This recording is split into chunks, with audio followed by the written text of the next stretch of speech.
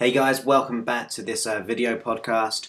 Now, in this video, there's part 2 of the Q&A, so I want to be able to answer those. In the first section, I answered 15 questions, took quite a while, but in this one, I want to get through quite a few as well. I might have to split it up. We'll see how we go and see what happens, really. So I'm just reading them right now. So the first one says, thanks for this opportunity.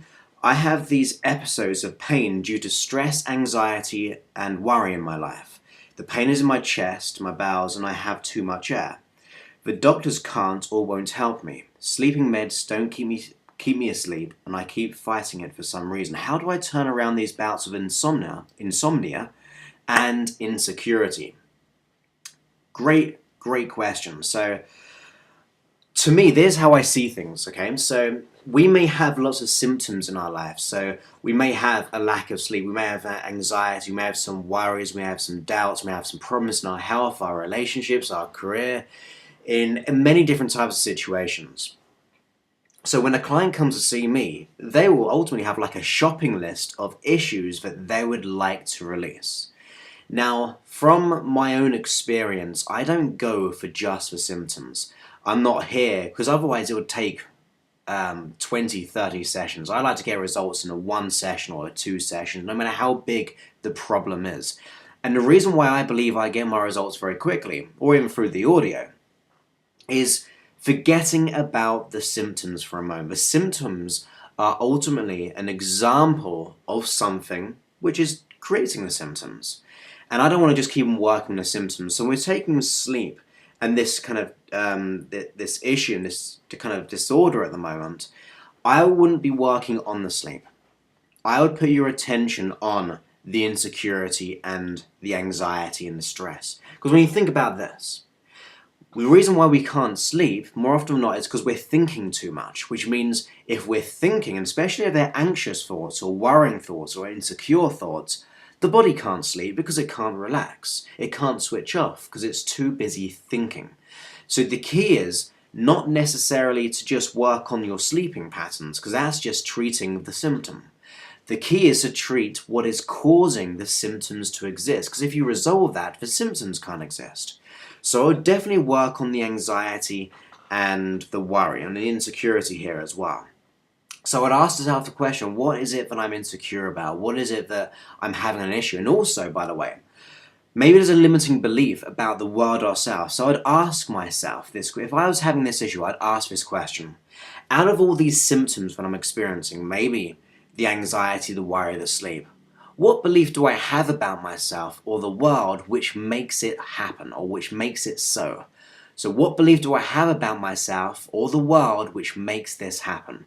Once I've found that limiting belief system, then we can begin to resolve it, because let go of the belief or the mindset, then the body doesn't need to be anxious, doesn't need to worry anymore, and it can relax and sleep deeply. So I would really work upon that by asking that question.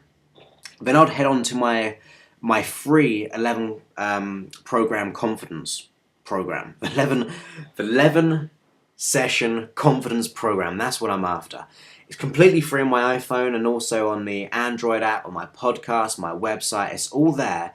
But on lesson 5, the 5th lesson, there'll be a process there which will really make you resolve this issue. We'll really get to the core, because when you think about it, why do we have anxiety? Why do we have worry? There's always a positive intention, and usually it's a safety mechanism of some sort. So I would go ahead and take a listen to that, ideally from the first program, because that will lead up to lesson 5. That will maybe even resolve the problem even quicker than that. But definitely on lesson 5, you'll be able to get the success here. You'll be able to resolve that issue, because you're letting go of the core of the issue. And I explain it very deeply there and guide you through the process myself, which will absolutely transform the problem into solution, but even more than that, resolve the core so the symptoms no longer exist. That's what I really suggest there. So go ahead and do that. Go ahead and visit my website, blogs, apps and things to find that 11 lesson programs, all completely free. Complete Confidence it's called. And it will let go of all anxiety, worries and doubts in the core issue here. So I hope that one will really help you there. The next one we have, Hi Joseph, I have a borderline personality disorder which gives me heaps of issues and managing and having control over my emotions, and I am full of raw emotions and express it badly, and I have an issue of emotional eating, sugar cravings, and I put a lot of weight on, and this makes it all worse, and I need to desperately lose weight, but I have no motivation to get started. I know I need to get exercise, but I can't motivate myself or even do housework. Some days it's even difficult to get out of bed in the morning. I need to find a better, non-lethargic me and strive in life to be fit and healthy and feel good about myself. Now, obviously I'm not a doctor, so I'm not going to really talk about the borderline personality disorder. That's just because I'm not a doctor there. However, I do believe you can really make changes in this situation to feel better, to manage your emotions, and also to be able to get the exercise. So let's say go ahead and consider the first thing. Really go ahead and jump onto the free program once again. That's going to help you manage your emotions. That's going to really help you there. So the key is, when it comes to exercise, let's concentrate there for a second. Usually when it comes to exercise, it's all about values. Why is it of value to me to exercise? And I can personally give you my own experience here. About 3 months ago, I was working so hard that I was forsaking my own health. And it got to the point where I was very unhappy with my self-image and my body. But I thought, something's got to change here. I'm not physically healthy, and I want to be able to get into a good shape. I want to be able to feel energy. I want to exercise. And it was incredibly hard at first, incredibly hard to do it. But I got doing it. I began to do it. I began to start running. I couldn't run a quarter of a kilometer before giving up at first. And now when I run a good 10, 12 kilometers, and that's just in 2 months of doing it. I did it quite intensely, so I was running every day or 6 times a week, but I was doing something, and that's the key, to do something. So here's what you're doing. I was actually talking to a friend last night, and he said that when he exercises, the first thing he does, he sets himself a goal that he has to do. And that goal, whatever it is, the first thing to do is get out of bed. Allow that to be your goal. Forget about running at first. Just set the goal for getting out of bed. Once you're there, go ahead and set the goal for putting your trainers on. And go ahead and put your trainers on. And then go ahead and set the goal of going for a walk or going for a jog or whatever it is for like 5 minutes. And you build up that way. You do it bit by bit. And it makes sense to me because I couldn't run long distances at first. But bit by bit, without overwhelming myself with big tasks, I began to take these small steps into getting better. And at the end of the day, I was able, this is absolutely crazy and blew my mind. In 2 months, I was in Thailand when I was doing this. I ran for 52 kilometers. Yes, it took me 7.5 hours to do that. And I was running, I was jogging, I had to stop a few times, but I did it. And there was no way 2 or 3 months ago now I would have ever done that. Never even thought about it, but I just did it bit by bit. So the key is to be able to increase your value to why it's important to get fit and lose weight or to get the energy again. And the more you do it bit by bit, it will increase the intensity.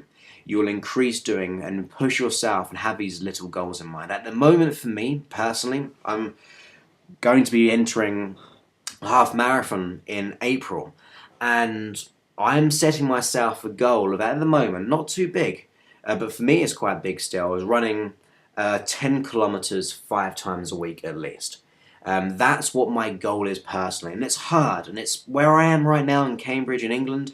It's cold right now, but I set myself those little tasks of getting out of bed and then getting out there just for 5 minutes, and then I'll see where it takes me. If I go back, I'll go back, but I haven't done it yet because I push myself, or I'll go to the next lamppost. I'll go ahead and do the next thing.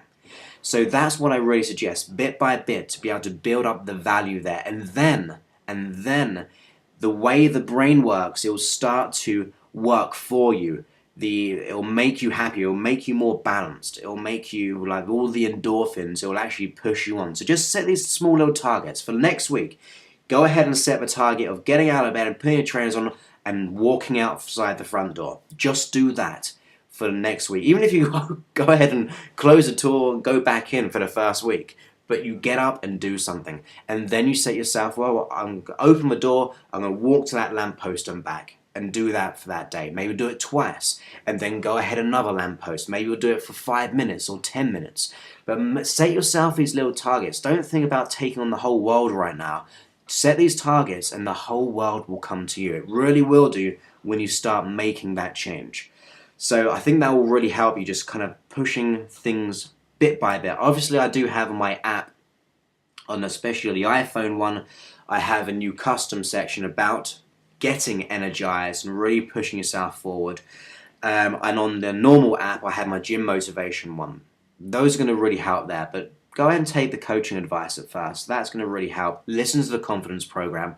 That will keep you in balance. That will keep your mind and body in balance. You'll learn so much about yourself to get that inner alignment. Like I said, I'm no doctor, but that's going to really help you emotionally to deal with what's ever happening, to balance your emotions and begin to get the learnings that you need in a more comfortable and more aligned way. So I hope that really helps you. Let's go ahead and see this other one. I can't even say the name of this syndrome. So I've got this syndrome and a sleep disorder amongst other lovely little alignments. Have you any new audio podcasts of concentrating on mind over matter, pain control, and nighttime relaxation, please? Plus any audio podcasts of staying positive when it gets you down. I feel like I'm repeating myself here, so forgive me. That last sentence, staying positive, please go ahead and download the free 11 lesson confidence program. It will change your world. The amount of reviews I've got from this have been immense. So powerful. People have been telling me I should be charging hundreds and hundreds of pounds for this. So go ahead and just take advantage of it. That's all you do is invest in your time and you'll really see a change there. As for the pain control, I do have my pain management program. I do have my insomnia title, which help you sleep. But what a lot of people have been doing, I'm noticing this on the reviews on iTunes, on my podcast, and also my my apps. The free relaxation title has been putting people in such a deep state that they've just fell asleep gently. And these are people who have actually said to me, in fact today on my Facebook, people are saying they've experienced pain and they listen to this as they go to sleep and it goes ahead and puts them to sleep and it just takes away that pain. So go ahead and do that. So we've got the pain management there, you've got the insomnia title, but even if you want the free, you've got a free coaching program, and also you've got the free it's called deep relaxation. That's going to really help you be relaxed, and it's also going to help you for the following day as well. It's all about learning. It's really about helping you get to where you need to be in relation to this issue. So go ahead and download it. It's all free when it comes to the confidence program and the deep relaxation. The other two are paid, but on the app, it's a couple of quid or £3 and about $4 or $5. So that's going to really, in fact, it's £2. So that's going to really help you there.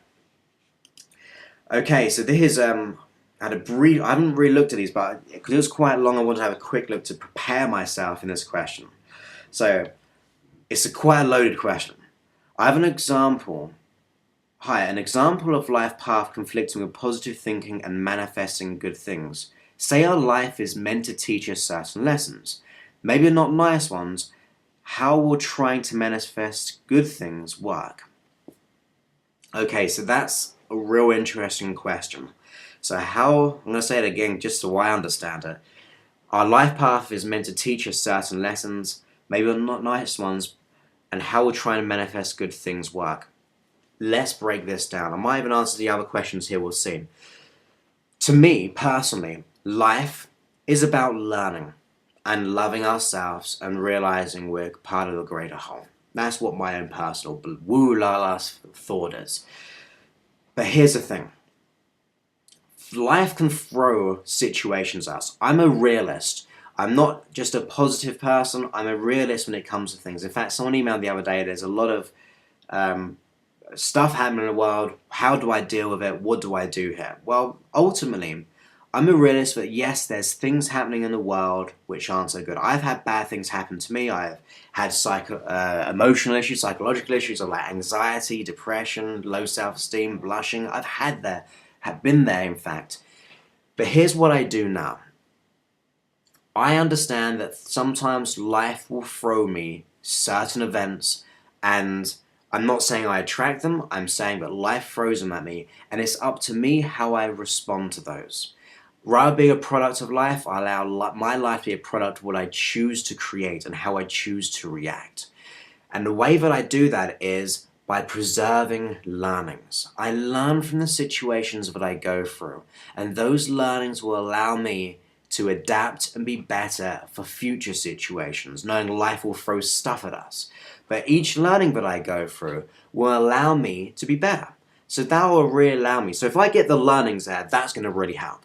And then when I put my attention on where I'd like to be, put my attention on my goals, my dreams, and desires, and this present moment right now, when I do that, I'm having the best combination.